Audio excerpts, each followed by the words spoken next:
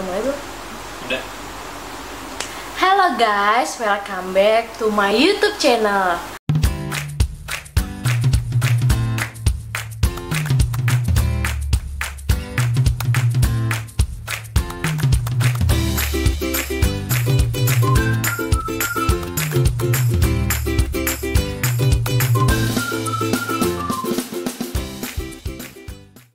Gimana? Udah nonton belum video yang sebelumnya?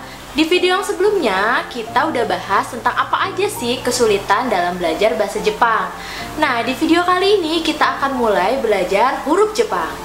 Sebelumnya, kita akan jelasin dulu nih, huruf Jepang itu ada berapa sih? Nah, huruf Jepang itu terdiri dari 4 huruf. Yang pertama ada kanji, lalu juga ada hiragana, ada katakana, dan juga romaji. Nah, kita akan bahas satu-satu. Dimulai dengan huruf hiragana.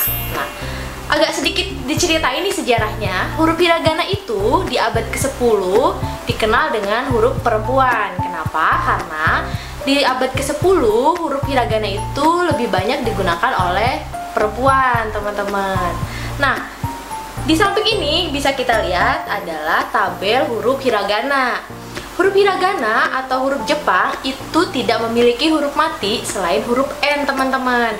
Nah, selain itu juga penulisan huruf hiragana itu terdiri dari 1 sampai 4 garis. Dan yang perlu teman-teman ketahui, menulis huruf Jepang itu ada 2 aturan dasar. Yang pertama, cara penulisannya dimulai dari kiri ke kanan, atas ke bawah. Nah, itu harus diingat ya teman-teman, dan harus dipatuhi. Kenapa? Karena itu akan mempersulit teman-teman ketika teman-teman mulai belajar kanji. Jadi, dimulai dari dasar harus dibiasakan menulis dengan aturan tersebut. Dan yang kedua, aturan dasarnya adalah tidak boleh menyambung huruf, teman-teman. Kenapa?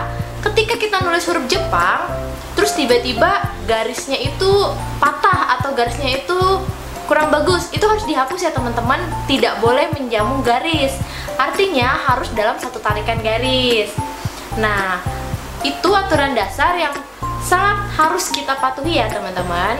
Oke, kita lanjut dengan huruf hiragana. Huruf hiragana itu tidak sebanyak huruf alfabet yang ada di bahasa Indonesia. Kenapa? Karena huruf hiragana itu terdiri dari, bisa dilihat tabel di samping, ada A, I, U, E, O, lalu ada Kaki, Ku, Keko, Sashi, Su, Se, So, kemudian ada Tachi, Su, Teto, lalu ada Nani, Nu, Neno, Mami, Mu, Memo, Hahi, Hu, Heho, Rari, Ru, Rero, Ya, Yu, Yo, Wa, Wo, dan En, teman-teman.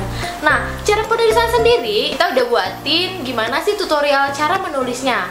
Nih, ke teman-teman bisa lihat gambar di samping. Ingat ya teman-teman, aturan dasarnya kita mulai dari kiri ke kanan, lalu atas ke bawah.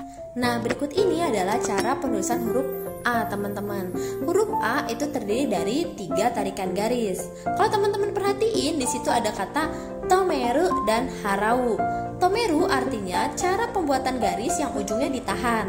Nah, kalau harau itu cara pembuatan garis yang ujungnya dilepas sehingga menghasilkan ujung yang lancip, teman-teman.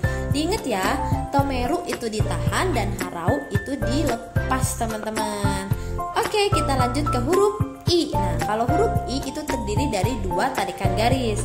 Garis yang pertama ada haneru. Nah, kalau haneru ini adalah cara penarikan garis yang ujungnya ditarik ke atas lalu dilepas sehingga menghasilkan sudut siku seperti itu, teman-teman.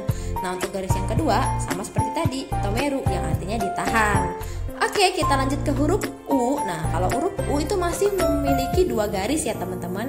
Cara penulisannya untuk garis yang pertama itu menggunakan tomeru yang artinya ditahan, dan garis yang kedua menggunakan harau yang artinya dilepas. Jadi yang satu lancip, yang satu enggak ya teman-teman. Oke, next kita lanjut ke huruf E. Huruf E itu masih memiliki 2 garis. Nah, untuk garis yang pertama menggunakan tomeru. Nah, untuk garis yang kedua masih tomeru juga. Jadi di huruf E ini tidak ada garis yang lancip, atau bisa dikatakan dua-duanya ujungnya ditahan ya teman-teman. Gampang kan? Nah, untuk yang terakhir itu ada huruf O. Huruf O itu terdiri dari 3 tarikan garis. Untuk garis yang pertama dan ketiga itu menggunakan tomeru yang artinya ujungnya ditahan.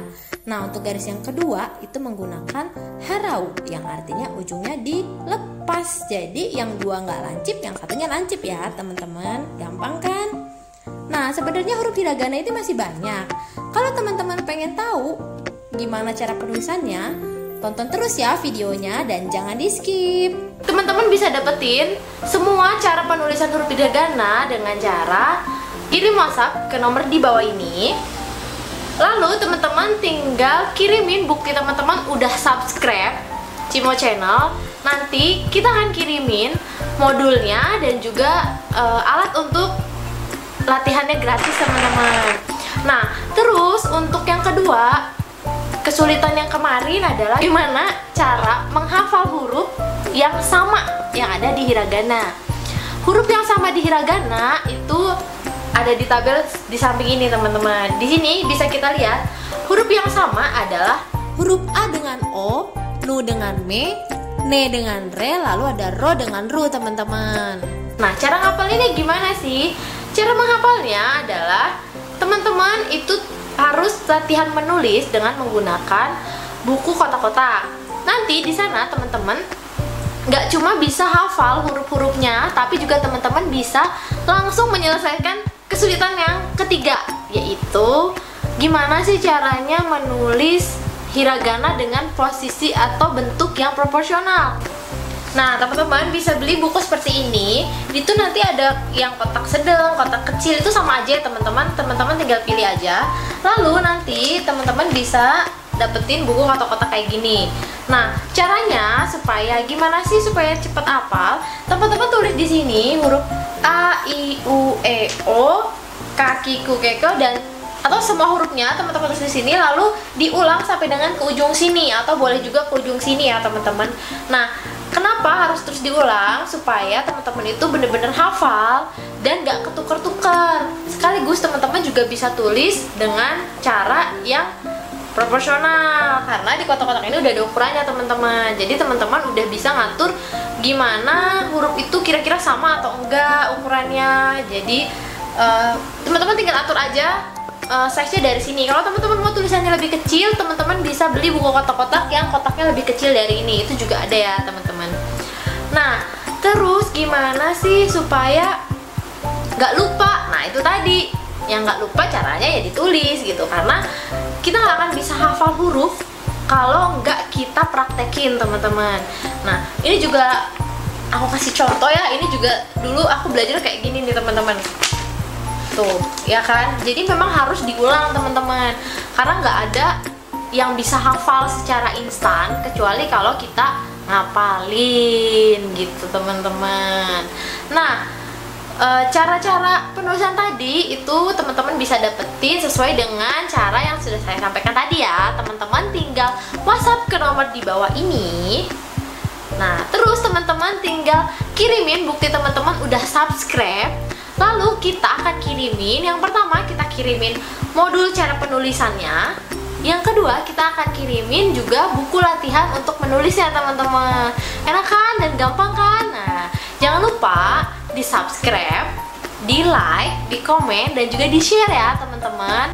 Nah, gampang kan teman-teman? Untuk pelajaran hiragana hari ini cukup sampai di situ aja teman-teman. Di next video kita akan coba mengulas kembali pelajaran di hari ini, dan juga kita akan bahas tentang soal latihan yang teman-teman dapetin dan yang udah teman-teman isi. Nah, setelah itu baru kita akan bahas tentang tanda baca yang akan merubah bunyi dari huruf hiragana. Nah, penasaran kan? Makanya pantengin terus Cimo Channel. Jangan lupa diklik tombol cintanya, di subscribe, di komen, di like, dan di share videonya ke teman-teman kalian, supaya kita bisa sama-sama belajar, sama-sama ngerti, dan juga kita bisa saling berbagi ilmu satu sama lain. Terima kasih dan sampai jumpa di next video. Bye-bye.